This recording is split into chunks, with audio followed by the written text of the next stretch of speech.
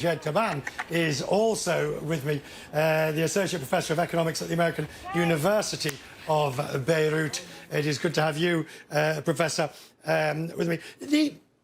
When we're looking at this now, and there's $300 million being pledged for immediate help, well, that's sort of the really serious stuff of healthcare, immediate medical emergency care. But longer term, who would lend Lebanon a penny? Yeah, I mean, that's a very legitimate question, because in the past 30 years, a lot of countries were lending Lebanon, and the ruling class was just, stealing the money and wasting it. I'll just give you one example about this port in particular, where the explosion happened. This port, people don't know, but this port didn't have an authority which was ruling over it for 30 years. It was a temporary authority. The director of the port was a temporary person. The board was a sectarian allocation. Each party and sect had a seat, and they had millions and millions of dollars just stolen. There was only a few months ago a big problem with the contract that was worth on paper $40 million, and the director of the port with this board voted in $270 million as expenses for the same contract.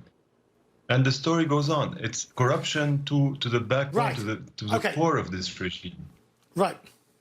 Fine. So, Professor, accepting what you've said and the level of corruption, which I think is quite clear, bearing in mind what the Prime Minister said tonight, is there any hope that the protesters managed to get either the elites out, because the elites are not likely to suddenly have a change of heart and make for good governance?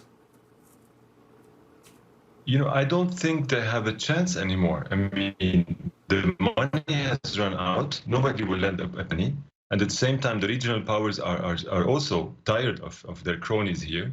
And at the same time, the people are really fed up. This explosion that happened, this criminal act, comes on top of decades of slow death by cancer, by pollution, by corrupt deals. We had a waste crisis, electricity crisis, and now this. But Professor, I think people will not accept anything less than an independent government that will oversee independent elections and that will put people accountable to that. Anything less than that, the comeback of Hariri, whoever was in the previous governments, this is not acceptable. People will stay on the streets until they get their rights. But I don't understand how you get to that point, because you said an independent government with an independent mandate for reform. But as long as the existing 75 post-Civil War constitution requires there to be a divvying up of roles and cabinets and this, that and the other to make for sectarian purposes, then nothing changes.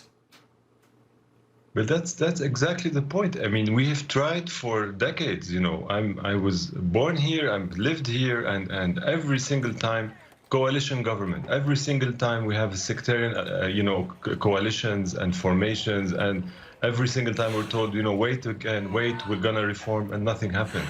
Things got even worse. Right now, all we're asking is, give us a break, give us 6 months break. Let's do some reforms. Let's do the humanitarian support and rebuilding, and we'll do elections in 6 months, right, 8 months on a new law, and we can change. Stop there. Right. Tell me the reforms you want. Give me a specific reform that would improve the situation, bearing in mind the complexities. Well, first thing, we need an independent judiciary inquiry helped by international partners to the causes of what happened. That's the first reform. Right now, we only have a Lebanese investigation that nobody trusts. Second reform, we immediately want to put on the table reforms of the electricity sector, of the major infrastructure, and in alignment with what the international donors require in terms of transparency and other key reforms. Third reform, we want a fairer electoral law where there is no more limits on electoral spending and maybe wider circumscriptions.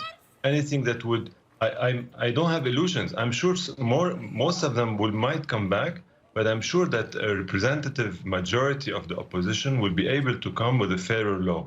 And this is at least what people are requiring right now.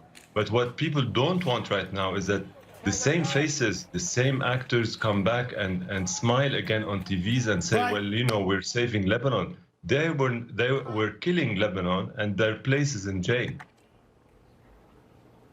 Good to see you, sir. Thank you, Professor Chaaban, joining us. We'll Thank talk you. more about it.